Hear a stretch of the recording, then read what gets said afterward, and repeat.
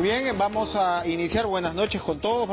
Antes de comenzar con nuestras conversaciones aquí en estudios, nos enlazamos con el doctor Luis Lamas Puccio, penalista, a propósito de este nuevo pedido de la Fiscalía formalizado hoy de, extradición, ¿no? O mejor dicho, una acusación penal por la cual se pide 16 años y 8 meses de cárcel por caso de coteva contra el expresidente Alejandro Toledo. Esto incluye, por supuesto, a su esposa Elian Karp, la misma pena se pide, a Abraham Danón, recordado jefe de seguridad, también la misma pena, Shai Danón como coautor, que es hijo de Abraham Danón, 13 años y 4 meses, David Escanasi, cómplice primario, también 13 años y 4 meses, y Eva Fernenbuch, suegra de Alejandro Toledo, 10 años como coautora. Doctor Lamas Puccio, buenas noches, gracias por este contacto, y cuéntenos finalmente por qué es un segundo caso el que se formaliza con la situación pues de coteva, siendo que ya había un cuadernillo y una investigación por el caso Lavajato en sí. Bueno, ¿qué tal, Enrique? Buenas noches. Sí, efectivamente, de acuerdo a la información que se está transmitiendo, se trataría de una segunda solicitud de extradición en los términos de lo que tú acabas de señalar. Sin embargo, no sé si tú te has referido bien a la extradición o a la propia acusación fiscal, que son dos situaciones totalmente diferentes. Lo que se ha formalizado es la acusación por parte de la Fiscalía contra Toledo con estas penas, ¿no? Es una acusación fiscal lo que se ha presentado en realidad. Sí, entendemos que había un cuadernillo de extradición en marcha, por un lado el de Lavajato y por otro lado el de Coteo. Usted recordará que ya estaban los dos en marcha, ¿no? En Estados Unidos. Sí, son procedimientos, aunque están intrínsecamente conectados, tienen diferentes acciones, ¿no? Una cosa es la acusación fiscal, que tiene que ser objeto de una audiencia de control, de acuerdo a las últimas modificaciones que se han hecho al procedimiento penal, y esta acusación tendrá que ser debatida y discutida ante un juez de control para los efectos de verificar si efectivamente los hechos están debidamente encuadrados dentro de los tipos penal, el caso específico de lavado de activos, y por otra parte, bueno, las solicitudes de extradición tienen su propio curso, en el sentido de que no necesariamente una se involucra en la otra. La solicitud de extradición tendrá que ser resuelta por las autoridades judiciales norteamericanas de acuerdo al procedimiento que se está siguiendo. Y por otro lado, la acusación fiscal también tendrá que seguir su propio curso, en el sentido de que si la acusación efectivamente cumple con todas las exigencias que las leyes procesales penales establecen, sobre todo en cuanto a la configuración de las conductas y de qué manera cada uno de los hechos encuadra dentro de los tipos penales, entonces el siguiente paso será señalar la fecha para el inicio del juicio oral. El juicio oral empezará con los que están físicamente presentes en el Perú, tendrán que nombrarse los abogados defensores, ¿no? Y de acuerdo a las últimas modificaciones que se han hecho, el juicio puede seguirse en calidad de ausente, porque ya Alejandro Toledo y las otras personas que se han mencionado en la acusación ya han rendido sus declaraciones instructivas y por lo tanto el juicio puede continuar en ausencia, e incluso si eventualmente implicara una sentencia condenatoria, la sentencia podría ser leída en ausencia de las personas, como el caso de Alejandro Toledo, sin perjuicio de lo que se resuelva más adelante con la solicitud de extradición. Para terminar, doctor Lamas, esta acusación que es bastante seria, pues, y que en realidad sabemos que se ha gatillado también por la colaboración eficaz de Joseph Maiman, estamos hablando de dónde procedió el dinero, en qué terminó, tanto por el lado de la compra de propiedades de lujos como pagos de hipoteca. Digamos que con el caso Toledo es bastante redondo el circuito, bastante claro. ¿Esta acusación debería acelerar el proceso de extradición ante las autoridades estadounidenses? ¿Deberían ellos ver entonces que estamos hablando de un caso lo suficientemente sólido? No necesariamente, porque el contenido y el sentido de la extradición es muy distinto y diferente al sentido y el contenido de la acusación.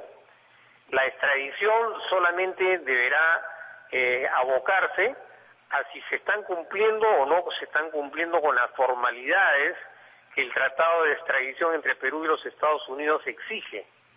Mientras que la acusación es un proceso de carácter interno, es un proceso penal de contenido interno que tendrá que seguir su curso, ¿no?, hasta que finiquite todo el proceso, que posiblemente sea un año o año y medio más, sin perjuicio de lo que se resuelve en la extradición. Porque aun cuando el gobierno de Estados Unidos denegara eventualmente la solicitud de extradición y por otro lado el juicio penal en el Perú continuara hasta una sentencia condenatoria, la requisitoria internacional con orden de captura va a subsistir y contra las decisiones que provengan de los jueces peruanos, los jueces norteamericanos no tienen por qué involucrarse dentro del juicio penal en el Perú, en tanto que la extradición solamente exige algunas formalidades que están establecidas en el tratado. Perfecto. Muchas gracias, Luis Lamas Puccio, por aclararnos estos puntos pues en esta novela, ¿no?, de la corrupción que se le atribuye a Alejandro Toledo y que probablemente es pues de los exmandatarios más involucrados en el caso Odebrecht. Hoy vamos a cambiar de tema. Hoy le damos la bienvenida a Alexandro Sacco Valdivia, él es director ejecutivo de la Dirección de Promoción de la Salud, Dirección General de Intervenciones Estratégicas en Salud Pública, por supuesto, del Ministerio de Salud, conocido además profesional del rubro. ¿Cómo estás, Alexandro? ¿Qué tal, Enrique? Buenas noches. Por estar con nosotros. Hoy, bueno, arrancaron sí ya en forma los octógonos. Ya veníamos ya de varias semanas, ¿no?, de preparación. Años en realidad, pero digamos que las empresas ya se han venido realmente preparando en forma, ¿no?, ya en los últimos meses. ¿Y qué es lo que se puede esperar de aquí en adelante? Así es decir, esto creo que marca la continuidad de una política pública de salud y creo que eso es muy resaltable. La ley tiene 6 años de vigencia, luego se ha aprobado el reglamento, posteriormente el manual. En paralelo se ha aprobado las guías de alimentación saludable para la población peruana, por ejemplo, las normas relativas a la alimentación en los colegios del Ministerio de Salud y también del Ministerio de Educación, el observatorio de nutrición del Instituto Nacional de Salud, entre otras situaciones. Entonces, ante esta continuidad de una política pública directamente relacionada con la salud, hoy día entran en vigencia los octógonos de manera obligatoria para garantizar el derecho a la información de toda la población y que la gente tenga la posibilidad de decidir si quiere alimentarse con los productos que tienen octógonos o no. Pregunta al margen, la ley de octógonos incluye incluso la publicidad a gran escala, porque hemos visto vallas también en las últimas semanas de productos que ya tenían incluido el tema de los octógonos, así, grandazos. Los letreros que están encima de los edificios, ya pueden haber visto algunos que tienen productos que tienen octógonos, y ya tienen una proporción de hasta el 15% del tamaño. Y en la televisión, en la radio también van a tener que mencionarse al final de la publicidad, no de manera rapidita, sino en el mismo tono que se da en internet, etcétera. Entonces, estamos ante un proceso que si bien el octógono es lo más llamativo, pero en realidad esta ley tiene un ámbito mayor que tiene que ver con la actividad física, con las escuelas, etcétera. A ver, para retomar el tema, interesante tocar lo que va más allá de la ley, pero cuando hablamos de alto en sodio, ¿no? Estamos hablando, acá tenemos ya las imágenes. En alimentos sólidos estamos hablando de mayor o igual a 800 miligramos por cada 100 gramos, ¿verdad? Y en bebidas, mayor o igual a 100 miligramos por cada 100 mililitros. Azúcar, las proporciones para sólidos es 22.5 gramos por cada 100 gramos. En bebidas, mayor o igual a 6 gramos por cada 100 mililitros. Y grasas saturadas, estamos hablando de 6 gramos por cada 100 gramos y mayor o igual de 3 gramos para el caso de las bebidas por cada 100 mililitros. Y por supuesto el tema de las grasas trans. Las grasas trans, que son las que se recomienda evitar su consumo de las grasas trans. Aquí está el octógono de las grasas trans.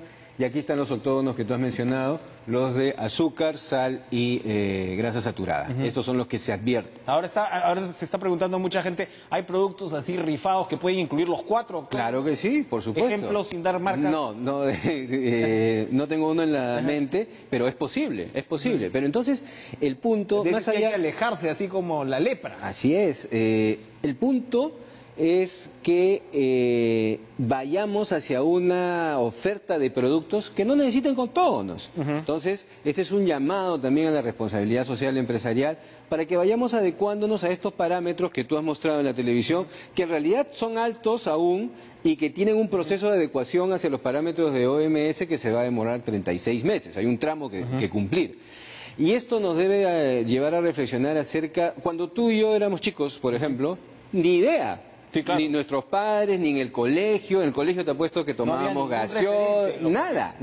Entonces ahora los niños, los chicos van a tener la oportunidad de preguntarse y en las escuelas, como dice la propia ley, el Ministerio de Educación va a tener que incorporar en el diseño de la currícula escolar, la currícula tan disputada para otros temas, en esto creo que no puede haber ningún desacuerdo en informar acerca de nutrición y salud. Es decir, estamos ante una oportunidad enorme de seguir influyendo en un tema tan importante como la salud y además que Chile y Perú son los países a la vanguardia de Latinoamérica en este tema.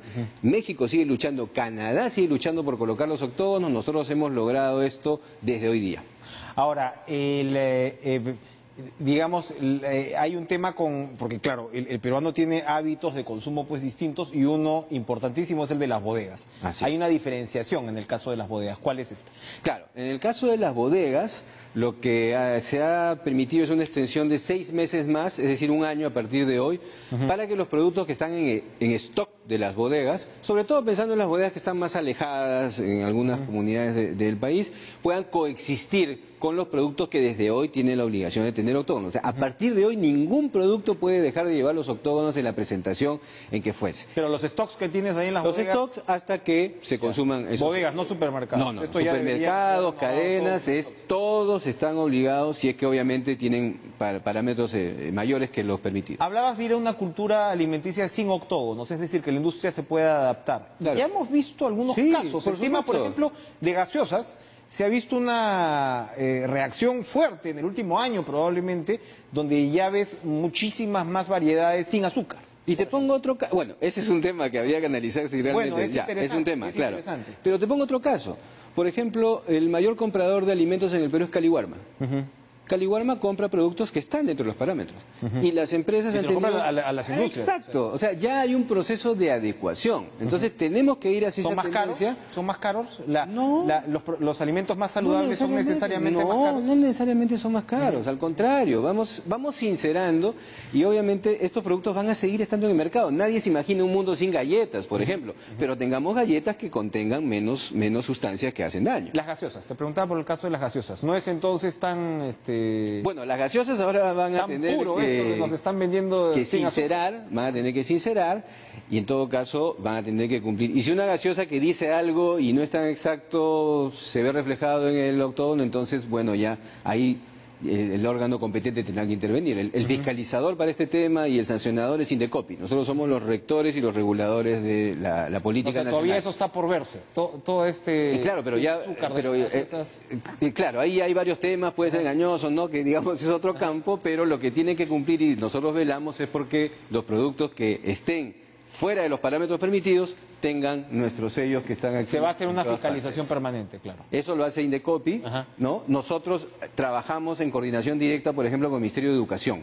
Con el Ministerio de Educación tenemos que ahora continuar el fortalecimiento de capacidades de profesores, de padres de familia, para que puedan transmitir esto a los niños y ahora en una política mucho más intensa, para lo cual mañana tenemos una reunión de coordinación. Para terminar, una breve mención sobre el tema de lo que va más allá, lo que estábamos hablando del deporte en los colegios, cómo esto conecta con la ley.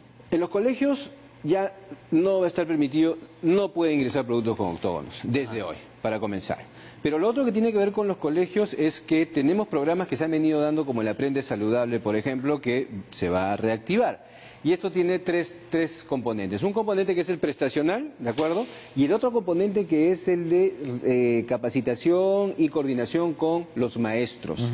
y aspirar para llegar a lograr lo que dice la norma que te comentaba hace un momento, que el currículo nacional debe incorporar programas para enseñar hábitos de promoción y alimentación. Y ahora que estamos a vísperas del Panamericano, de los Panamericanos, los municipios deben construir, garantizar espacios para todos los deportes, el fútbol, el ciclismo, etcétera, y eso va a hacer que entremos en una lógica distinta, y por no hablar del agro peruano, que es tan rico, por ejemplo, entonces nos abre una posibilidad, es un avance, ha tenido dificultades, pero hemos llegado a un punto de una continuidad de una política pública y de un proceso que entra a un punto directo, medular de la salud. Somos lo que comemos, comamos mejor.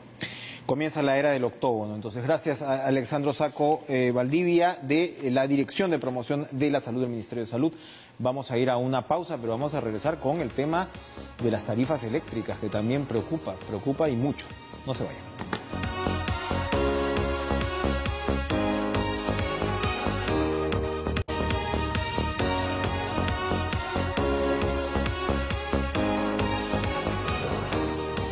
Bueno, usted sabe que usted y yo, los ciudadanos de a pie, pagan más por sus tarifas eléctricas que las grandes industrias, los grandes centros comerciales. Esto se debe pues a una distorsión, una grave distorsión que se remonta a hace unos 3 años. Asociaciones de consumidores vienen poniendo la alerta y claro, esto tiene, por lo que vemos, además consecuencias insospechadas. Por ejemplo, Electroperú, por esto, ha perdido 196 millones de soles solo el 2018, ¿no?, por esta distorsión, y nada menos que perjudica a los jubilados de la 1990 que tienen sus fondos precisamente en esta compañía. Esto y otros temas preocupantes son los que se están viendo con las tarifas eléctricas. Se encuentra con nosotros Pedro Gamio, ex viceministro del sector y profesional, por supuesto, en la materia, para que nos ayude a entender cómo está.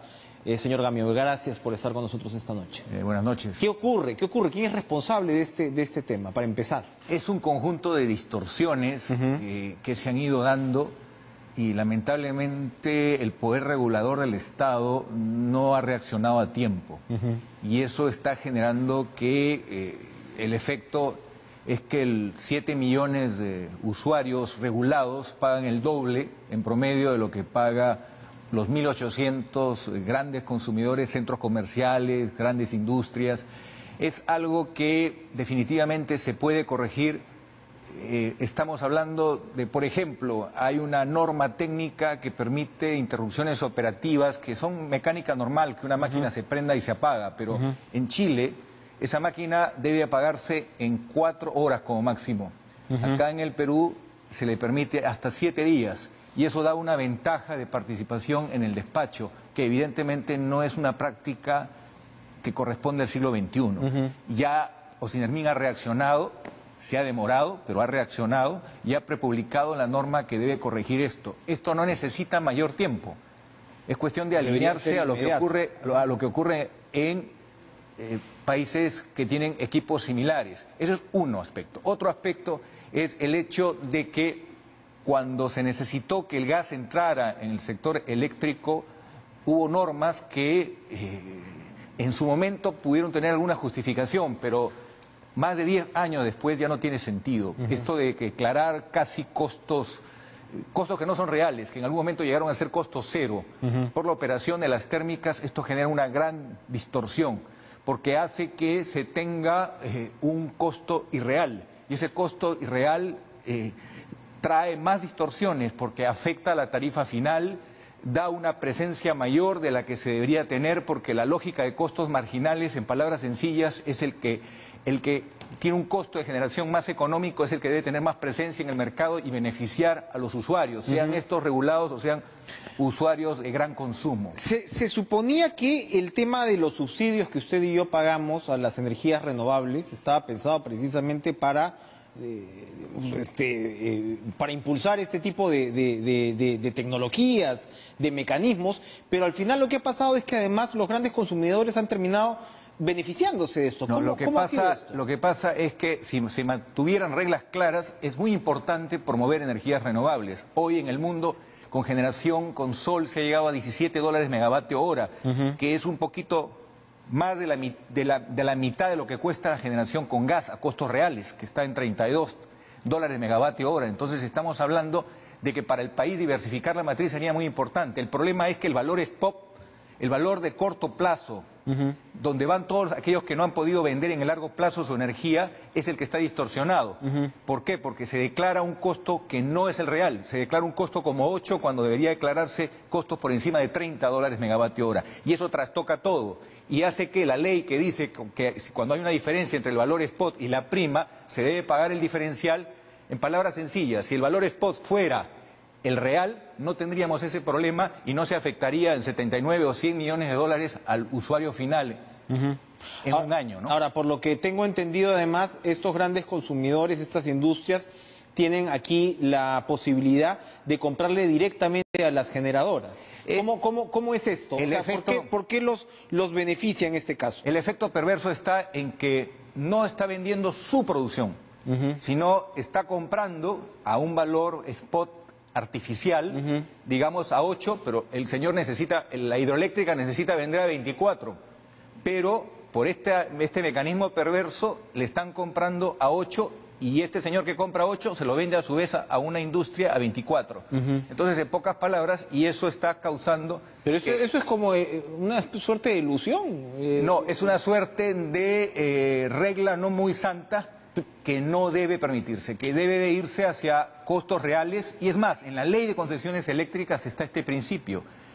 No estamos pidiendo nada que signifique, y hay muchos expertos que están interviniendo en esto. Ahora, no es que las térmicas sean los malos de la película, sino que el Estado, una norma que debió ser temporal, se convirtió en permanente. El Estado tiene un poder regulador que debe hacer valer.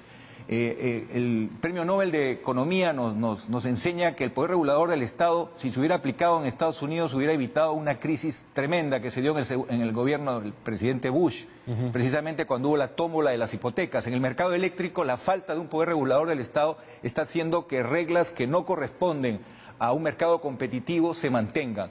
Tanto en la norma técnica que he mencionado, con 4 horas se puede apagar una térmica, no hay necesidad de esperar 7 días. En este aspecto, que los costos sean reales, que no se perjudique a las hidroeléctricas, que el 2021 tengamos un concurso que permita que las tecnologías más económicas y más limpias entren a despachar y no lo que va a ocurrir por no tomar acción, que los proyectos más importantes, la minería en el sur, se van a ver obligados a consumir diésel, que puede aún encarecer mucho más la generación. Estamos hablando de algo que está a la vuelta. Necesitamos en este momento, como Chile, que ya tiene al 2030 su planeamiento de cómo va a satisfacer sus necesidades de energía. Preguntemos a Brasil, preguntemos a los países de la región, no me voy a países desarrollados, la importancia del planeamiento estratégico. Perú tiene un potencial extraordinario de energía limpia, pero tiene que haber reglas claras y las mejores prácticas en el mercado. Vamos a ir a una pausa, señor Gamio, y tengo un par de preguntas más precisamente sobre el tema del cambio de la matriz, pero también para que nos explique un poco más de qué diablos hablamos cuando hablamos del precio spot, que antes ha tenido incluso problemas, recuerdo también, incluso con el tema del petróleo. Es una timba, ¿no?, con la que se ha jugado, digamos, en varias canchas. Vamos a ir a una pausa y regresamos con más en Cara a Cara.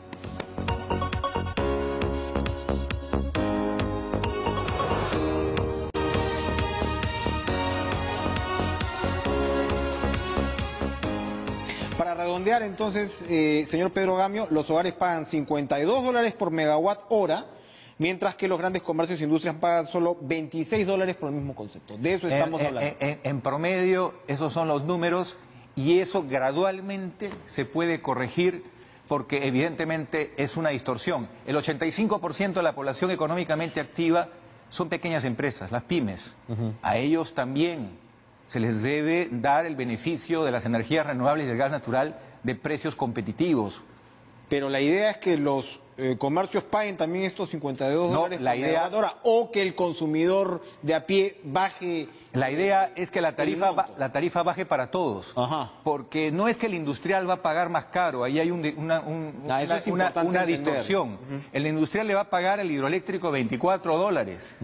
Pero no que un térmico le compre al hidroeléctrico a 8 y le venda al industrial a 24, perjudicando al hidroeléctrico. Esa no es una regla sana ni saludable. Es decir, necesitamos ir a costos reales. Y para eso yo apoyo la formación de esta comisión de alto nivel, de gente de primer de la primera calificación profesional, que está más allá del bien y el mal, que vengan de la academia, que no solamente sea el Poder Ejecutivo, pero el ministro no debe adelantar opinión. El ministro no debe orientarla, porque si no, ¿para qué convoca a expertos si ya él está diciendo, no, el lado izquierdo tiene la razón o el lado derecho? No, debemos en lo inmediato corregir la norma técnica. Y eso se puede corregir de inmediato. Y luego ir hacia una reforma. Por ejemplo, hay un tema de fondo. Ya no conviene licitaciones de largo plazo que amarren a una fórmula que haga que no se responda a lo que está ocurriendo, que de año a año las tecnologías bajan en sus costos. Por supuesto. En tecnologías renovables están bajando hasta 25% los costos en el caso de la tecnología solar. Y Tienen que ser contratos más flexibles que respondan un poquito a esos cambios con mayor rapidez. Así es, para beneficiar a usuarios regulados y también a los usuarios industriales. No podemos estar contentos, y ese es un mensaje para nuestros industriales, porque temporalmente hay un beneficio que no corresponde a una buena práctica, porque en el fondo todos vamos a ser perjudicados si cae el mercado eléctrico. Perfecto. Si retrocedemos todo lo avanzado, costó mucho trabajo fomentar la competencia y la eficiencia en el sector eléctrico, y debemos con reflexión llegar a una solución. Aquí no se trata de que en un lado están los buenos y en el otro los malos. Es el país el que tiene que caminar. Que así sea, que esta reforma entonces del tema de tarifas venga rápido, porque realmente los números llaman la atención. Gracias, Pedro Gamio, por acompañarnos. Gracias a ustedes también por premiarnos con su sintonía. Nos reencontramos mañana con más Cara a Cara. Buenas noches.